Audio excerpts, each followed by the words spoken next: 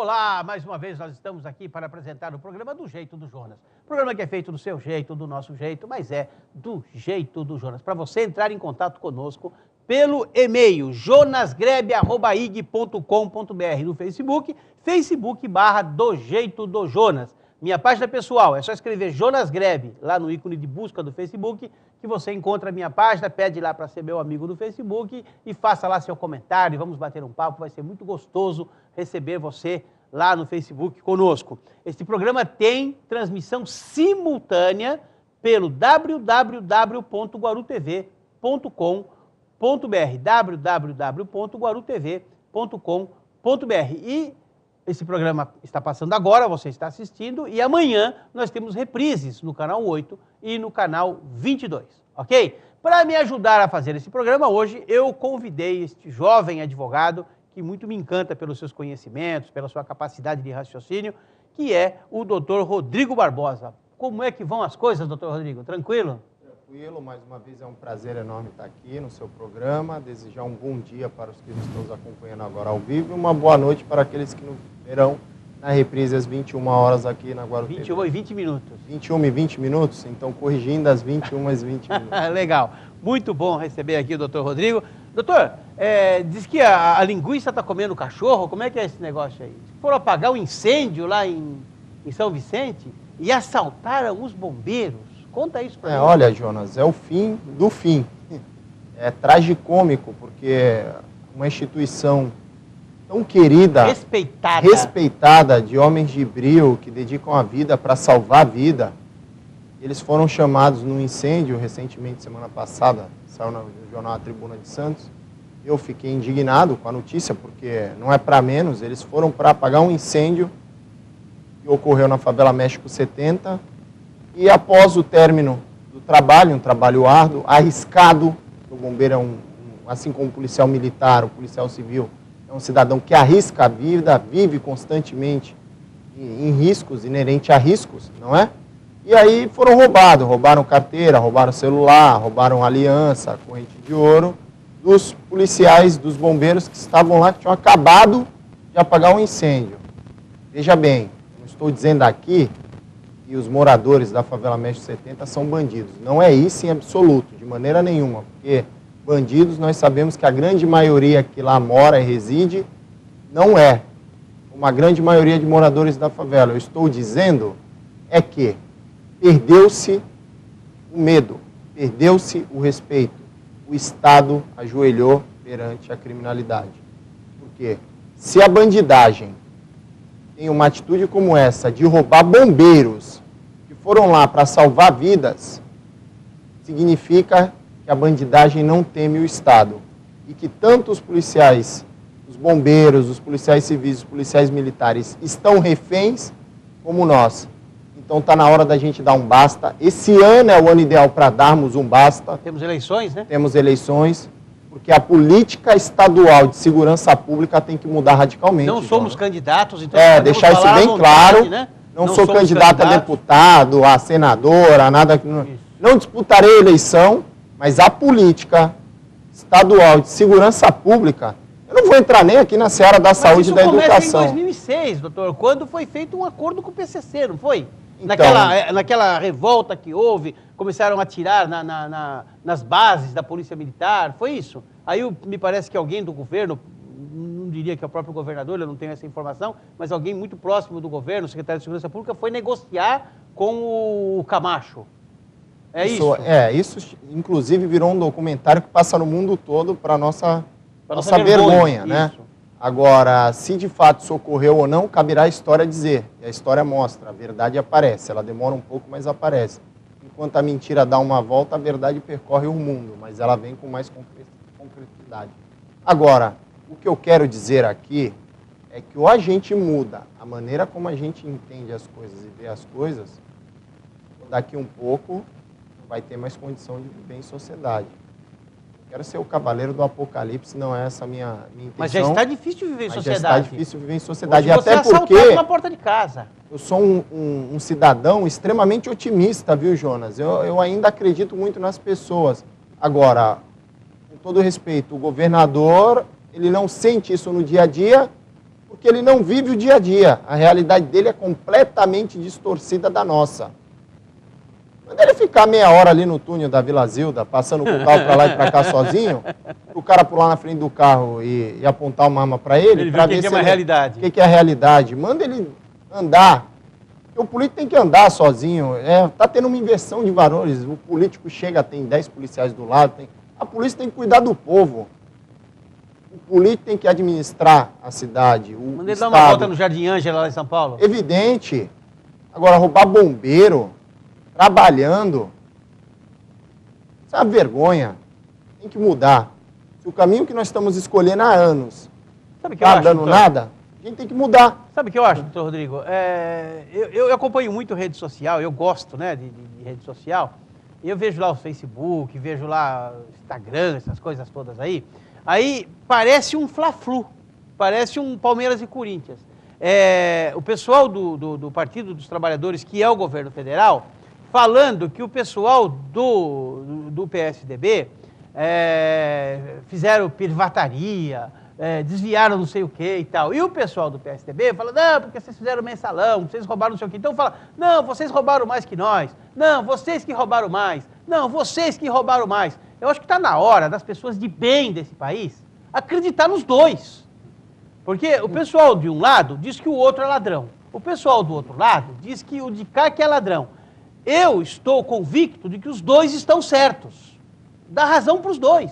Tanto tem lá a privataria de um, lá do FHC, daquele pessoal todo, né? Essa leniência da segurança pública que está aí, que você hoje não consegue mais ter o direito de ir e vir, porque você é assaltado. E a polícia amarrada. Do outro lado tem lá o mensalão, tem o pessoal preso, tem também a corrupção, dinheiro para Cuba, perdoa a dívida de ditadura africana, muçulmana. Onde tiver uma ditadura, dever para o Brasil, ela vai lá, perdoa mesmo. Quer dizer, então eu acho que os dois têm razão, né?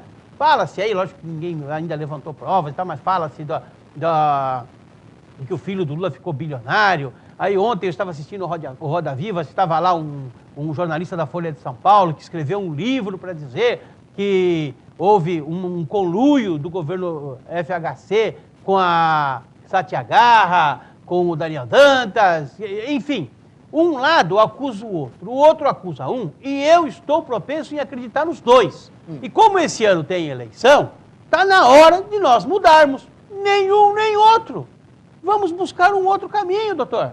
Ou estou falando bobagem? Não, eu concordo. Eu acho que as pessoas têm que analisar o candidato, porque, veja bem, partido no país, a sua maioria, se 99%, se eu não estiver errado, está contaminado ou já teve envolvimento em algum tipo de corrupção ou alguma coisa errada.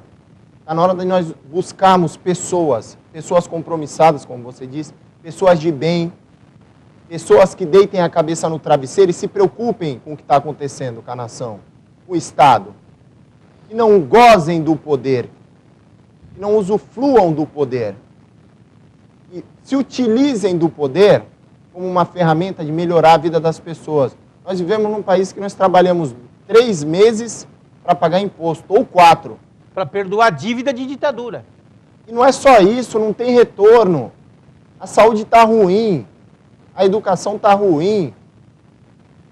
E aí aparece ano de eleição, ficar Sabesp toda hora na televisão dizendo que fez isso, fez aquilo, que o governo prendeu, que não sei o que. É evidente, o estado de São Paulo é enorme. Tem que ter algum número, né? Tem que ter algum número. Uma nação enorme e o governo federal tem que ter algum número também. Mas não faz mais que a obrigação. Evidente. Isso é óbvio. Agora, o que me causa indignação e estranheza é as pessoas dizendo que nós estamos vivendo num estado normal. Esse discurso de politicamente correto não cabe mais, Jonas. Não posso, é politicamente correto. Você tem que trabalhar. Não tem que fazer pacto pelo país. Tem que ir acordar cedo e trabalhar. Se eu não trabalhar, eu não vivo. Se você não trabalhar, você não vive. Se a senhora, se o senhor que está assistindo não sair de manhã cedo, não ir para a batalha, não trabalhar, não paga as contas, não vive. Agora, eles não. Tem que parar de discursar e agir. É muito discurso e pouca ação. Tá evidente, certo? Não tem dúvida. Doutor, eu estava lendo nesse final de semana o jornal francês Le Monde. Estou chique, né? Estou chique. Lendo o jornal francês Le Monde, uma matéria sobre o Brasil. Olha o que eu tirei de um jornal francês de domingo. No Brasil, há mais assassinatos que na Palestina, no Afeganistão, na Síria e no Iraque juntos. Se você pegar 2013, você pegar os assassinatos do Brasil, ok? Que ocorreram no nosso território aqui, e pegar os assassinatos, execuções, mortes, revoluções, guerras que teve na Palestina, Afeganistão, Síria e Iraque, somar, o Brasil ganha, primeiro. Segundo, no Brasil, há mais assassinatos que em toda a América do Norte, Europa, Japão e Oceania. Se você pegar todos os assassinatos que tiveram na América do Norte, América do Norte é México e Estados Unidos, é isso? Ok, e Canadá, América do Norte. Se você pegar toda a Europa, se você pegar o Japão e pegar toda a Oceania e somar todos os assassinatos, tem menos que no Brasil. A Guerra do Vietnã, olha, estou dizendo aqui o que eu li domingo no jornal Le Monde da França. A Guerra do Vietnã matou 50 mil pessoas em 7 anos. No Brasil, se matou mais de 70 mil em 2013. Estamos bem, não? Quer mais? Vamos lá. Tem mais dados aqui. A pesquisa deles diz que 70% dos brasileiros conhece alguém de perto, parente, amigo, conhecido, colega de trabalho, ex-colega de trabalho, conhece alguém que foi assassinado. 1% no Brasil, 1% dos que cometem esses assassinatos são condenados. 1% são condenados. Em torno de 4% são levados a julgamento, 4%. Cada 100 assassinatos, 4 são levados a julgamento, 1 é condenado. Olha que absurdo.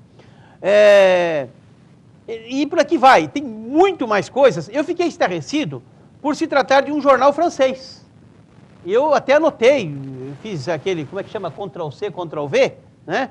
Olha, jornal Le Monde, falando de Copa do Mundo, diz assim, a Argentina tem 5 prêmios nobres, prêmio Nobel de ciências, de literatura, eu estou falando de paz, né? Prêmios nobres de pessoas evoluídas.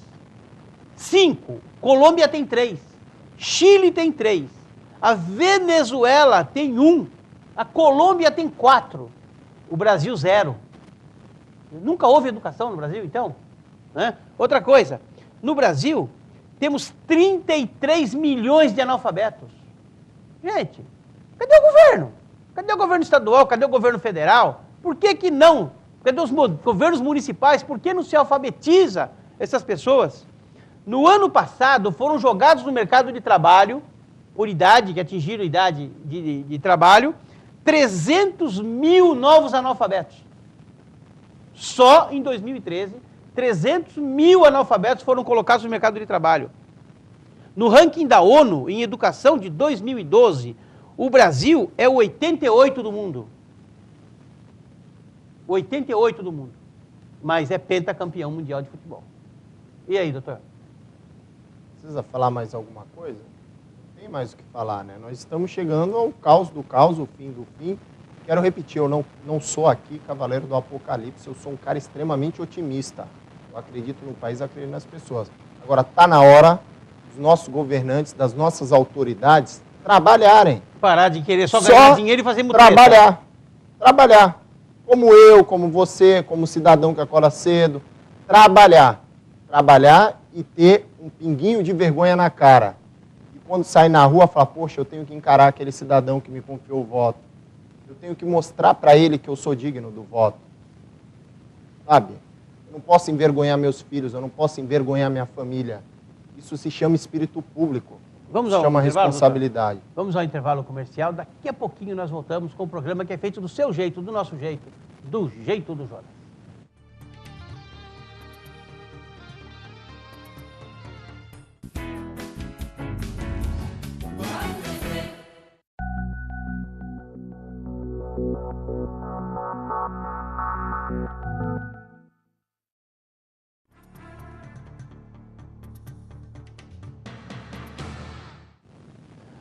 Programa do jeito do Jonas. Estamos voltando para o nosso segundo e último bloco. Para você entrar em contato conosco pelo e-mail jonasgrebe@ig.com.br, no Facebook, Facebook/do jeito do Jonas. Esse programa tem transmissão simultânea pelo www.guarutv.com.br e também temos reprises no canal 8 e no canal 22. No Facebook / do Jeito do Jonas, você tem este e outras, sei lá, mais de 100 programas, dezenas, né, de programas que você pode assistir, que você pode dar uma olhada, ver um pedaço, ver outro e tal. É muito legal quando você está sem fazer nada em casa, senta no computador, bota lá no Facebook e vê o programa do Jeito do Jonas. Doutor, é verdade isso que o senhor disse, que nós precisamos, aquelas pessoas que recebem um voto têm que honrar o voto e tal. Mas não é também uma questão de cultura, até do nosso empresariado, que investe muito pouco em educação? Ou existe algum entrave para que ele não invista em educação? A primeira carga tributária no Brasil é muito alta, é altíssima. Nós não temos retorno. Nós pagamos impostos de país de primeiro mundo. Nós vivemos num país de terceiro mundo. Em segundo lugar, a educação é um dever do Estado. Podem haver instituições privadas? Pode, mas quem tem obrigação legal constituída pela Constituição da República é o governo, é o Estado. O que ocorre é que o governo não investe, deveria investir. Não estou falando em números, porque o município, salvo engano, é 21%, o Estado é um pouco 25? mais, 25%, o Estado é 30 e pouco, o outro é 60%. Não estou falando em número, estou falando em investir direito. Tem preocupação com o que faz com o dinheiro. Ora, se nós temos milhares de pessoas vivendo em comunidades, nós temos que investir em comunidades. Temos que criar núcleos, centros de comunidades. Temos que criar órgãos que estipulem, que dê ocupação para a juventude, que qualifique. Temos que buscar parceria. Jonas, eu não sou candidato e sei de tudo isso. O que acontece? Eles ficam burros quando senta lá? Muda. Muda os interesses? Então, ora, está na hora da gente começar a refletir nesse sentido. Mas, doutor, veja bem, nós temos aqui no nosso país essa cultura da progressão continuada, que a ideia até não é ruim, vem lá da Inglaterra, só que na Inglaterra você tem período integral em todas as escolas, o que eu prego aqui, eu acho que toda criança de 7 a 18 anos deveria entrar na escola às 8 horas da manhã, sair às 6 horas da tarde. Nessa escola ele deveria ter as matérias curriculares, extracurriculares, esportivas e etc. É o que eu acho, porque você tiraria a molecada da rua, mas como parece que é meio utópico isso e ninguém tem muito interesse nisso, nós vamos buscar deles uma coisa até boa, porque lá ele tem período integral, no contrafluxo da escola ele tem umas aulas auxiliares naquela matéria que ele não consegue desenvolver, e aí ele tem uma progressão continuada, não vai repetir nunca. Aqui não, aqui você tem 3 horas de aula, 1 hora, na primeira hora falta o professor de física, na segunda falta o de química, na terceira hora falta o professor de não sei o que lá, né? Por educação física aqui, o professor joga uma bola para o cara sair correndo, até mudou isso um pouco, mas no meu tempo era assim, jogava uma bola para o pessoal sair correndo e ficava sentado lá do lado assistindo. Então você não tem basicamente o mínimo necessário, você não tem o básico. Então o que acontece? Chega no final do período, doutor, pega esse menino e passa ele para outra série. Ele não aprendeu nada. Aí chega no final do período, você passa ele para outra série. Esses 300 mil analfabetos que foram jogados no mercado de trabalho em 2013, todos eles eu garanto para você que têm o diploma da 8ª série. E não sabe escrever o nome. Não faz um O com o fundo de uma garrafa. Por quê? Porque não tem interesse do Estado em ensinar. Isso é que está errado. 300 mil... você fala, mas nós temos 200 milhões de habitantes, 300 mil é 1,5%. É muita gente. É muita gente. É uma cidade. Não é? É muita gente. 300 mil é uma população de Guarujá, por exemplo. E são jogados no mercado de trabalho e essas pessoas começam a desistir, doutor, porque ele vê que ele não é capaz de fazer nada. Primeiro, ele não consegue emprego. Ele é jogado no mercado de trabalho, mas não consegue emprego. Aí ele bate aqui, bate ali, bate lá. Qualquer testezinho que ele vai fazer, ele é reprovado. Ele começa a desistir da vida. Este é um potencial servidor do exército do tráfico. Este é um potencial servidor do exército do crime. Porque ele não foi educado. Tudo passa pela educação. Passa pela família também, é lógico. A família estruturada... É a base da sociedade. É a base da sociedade. Mas a família precisa ser também auxiliada pelo sistema de educação do país. E não é. Essas crianças, esses jovens, né, e eu posso falar isso porque eu tenho mais de 60 anos, esses jovens são jogados. A minha mãe viveu, né? Minha mãe veio da Europa e tal, viveu lá numa fazenda lá em Braúna, perto de Penápolis, lá, e ela só conseguiu fazer até o 3º ano de grupo. 3º ano de grupo. Quando nós, os filhos dela, eu, meu irmão, minha irmã, quando nós estávamos na 5ª, na 6ª série, que naquela época era 1º ano ginasial, 2º ano ginasial, ela nos ensinava, porque até o 3º ano de grupo dela já era mais do que nós tínhamos. E nós tínhamos uma baita educação pública. Hoje, ninguém sabe mais nada. Acabaram com a educação no país. A título do quê? Beneficia quem isso? Não sei. Uns falam que a indústria da cesta básica, depois você dá uma cesta, está tudo certo. Pelo menos compra o voto. Será que é isso? É isso que nós queremos para o nosso país? É isso, doutor? Olha, Jonas, eu concordo em parte com o que você está falando. Primeiro, eu gostaria de fazer aqui um adendo, com todo respeito à tua opinião, mas veja, não é fácil ser professor no Brasil. Não, é impossível. Você apanha na sala de aula. Não, e não é a questão da integridade física, é da integridade moral, da sensibilidade dele quanto pessoa, quanto homem, quanto mulher, que se dedica, que estuda, que cursa um nível superior, que tem paixão pelo que faz, e aí vai dar aula num colégio estadual para receber R$800 por mês, trabalhando 3 períodos. Para não ser respeitado, para ser achincalhado, para não ter condições e material didático para ensinar. Então não é fácil ser professor no Brasil. Não é fácil ser professor de educação física aqui, não é fácil ser professor de língua portuguesa, matemática, química. Eu me solidarizo com os professores. Agora, tem que também criar consciência social e cobrar. Que é o que eu estou falando, o Estado investe o que tem que investir no papel, mas investe mal. Investe nas pessoas, investe na maquiagem. Maquiagem não resolve, você molha a borra. Então tem que investir nas pessoas, é o que você falou, tem que investir em educação, tem que pegar a criança que está o dia inteiro obsoleta, sem ter o que fazer, e colocar dentro de uma sala de aula e ensinar ele de manhã, à tarde ele ter a natação, à tarde ele ter futebol. Nós estamos falando de milhões, bilhões de orçamento. Trilhões. Trilhões. Não dá para gastar 2, 3 milhões e construir um núcleo onde tem a piscina, tem a quadra poliesportiva, tem a aula de teatro, tem a cultura. O país não tem cultura. O país não tem cultura. É o cerne da questão. O governo investe mal. Investe muito mal. Não se preocupa com as pessoas. Isso só beneficia os que estão no poder. O senador Cristóvão Buarque apresentou um projeto de educação para esse país. O ex-presidente, o Lula, demitiu por telefone. Falou, não, está demitido por telefone. Sabe? Porque não existe nesse país interesse de educar o povo. Mas agora, o professor tem que ser o cabeça disso. Como? Investindo no professor. Capacitação. Dar a esse professor o mínimo necessário para ele ter condições. Dar a ele a autoridade. Autoridade para ele dentro da sala de aula determinar o que vai acontecer.